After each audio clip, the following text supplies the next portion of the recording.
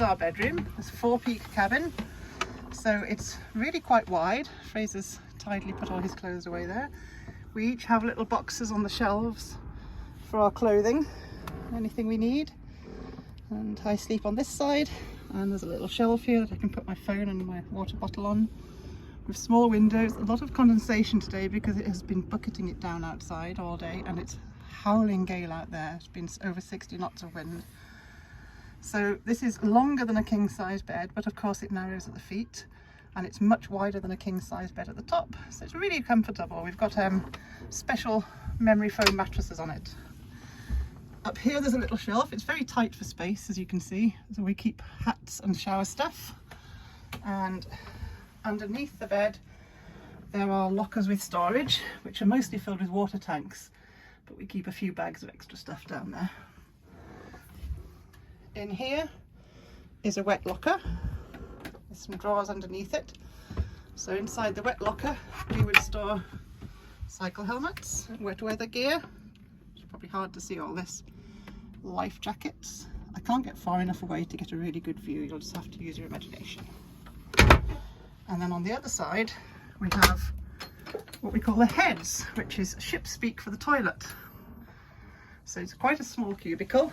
Towels hanging up there. Toothbrushes, some storage behind the sink. There's a little sink there. And this is all the plumbing for the very complicated toilet. Looks like something from Doctor Who, but it's a very old system and works really well. So this is the very small toilet in here. More storage under, but most of that's filled by a holding tank, and you really don't want to know what a holding tank is. It just means that if you're not allowed to pump out your poops, it goes into a temporary storage before it can be pumped out. This also doubles up as a shower, so that tap comes out on a long extension and can be used as a shower head. It's very weak and ineffective, and we only have hot water when we've been running the engine, but all the water then drains away down under the floorboards into the bilges and gets pumped away. So that's the heads. It's very cramped for space. Turning around, trying not to make you sick. This is our entire living space. So each of these sofas is probably about 5'10", 6 foot long. There's one that side. There's a table in the middle. Oops. That folds up on both sides, both flaps fold open, and another sofa on this side. And we've got shelves behind, little lockers behind, and behind all these there are more lockers, and underneath there are more lockers. So plenty of storage for such a small boat, and that's the same on both sides. So the bag over there hanging up, that's got our little headpieces that we use when we're trying to come in and out of marinas quietly and we can talk to each other without shouting. Bluetooth headpieces. Very important first aid kit. These are grab handles on both sides, so when you're in a rough sea and you're trying to get to the toilet, you can hold on the whole way down, which is really good. We've got one small bookshelf we've had to try and stuff all our navigational books onto. We've got a fan, got a fan there in the corner for when we get to the hotter places. That was a present from Katrina, which is going to be very useful.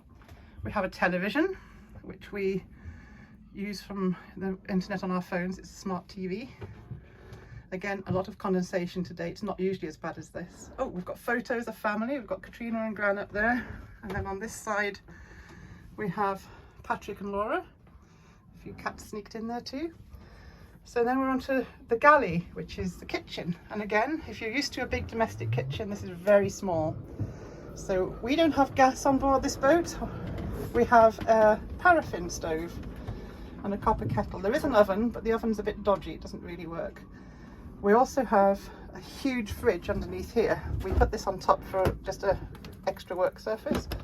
So inside there is a massive big deep fridge, which is very effective.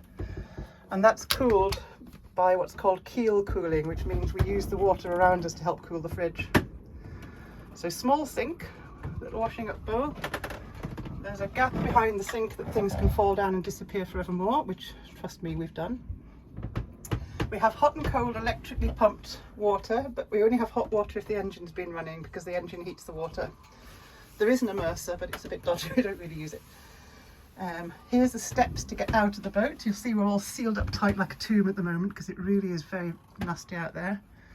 So there's 6 steps down, 3 and then another 3 down to the floor. We have fire extinguishers everywhere. Here's where the heart of the boat, the navigation, is going on. There's Fraser there using his iPad to navigate. We have various books behind him as well. You'll see the West Country pilot there. Yep, my assistant is ably showing us there. There's also, I'd like to point to the place where your iPad can fasten onto that thing there. Yep, that's it. So we keep a lot of stuff inside the chart table as well, which is fairly full of junk right now. If you want to just lift the lid slightly, maybe, if you can. Yeah, there's a lot of space under there. We store a lot of stuff too. We don't carry many paper charts. We have paper charts for all the areas we're sailing, but we left behind all the ones we don't need. Now behind Fraser's back, you probably can't really see, this is what's called the quarter berth, and this goes back to all the way to the back of the boat, but we use it as a storage area because we don't need it for sleeping. So it doubles up as a seat for the chart table, and we keep a bike under there and a whole bunch of cushions. So another time we'll do an outside view of the boat, but for today this is it. It's too wet and windy and horrible. Oh yes, and we hang all our wet stuff here until it dries out as well. Shoes down there. Wellington boots under the table, beautifully stored. Oh, we've got more lockers underneath the floor as well. Each of these opens up and we can store things under them. So this one's almost empty. We've just got soup under that one. Under the next one we have long life milk. And under this side we have 2 more big lockers. We have lots more tinned food in. So as you see, the space that we live in is probably, what we decided yesterday, about 18 by about 8 feet. 18 feet by 8 feet. So that's not very much, and there's the 2 of us, just the 2 of us in here. But luckily we get on really well and we haven't fallen out yet. Much. He's sniggering, not much anyway.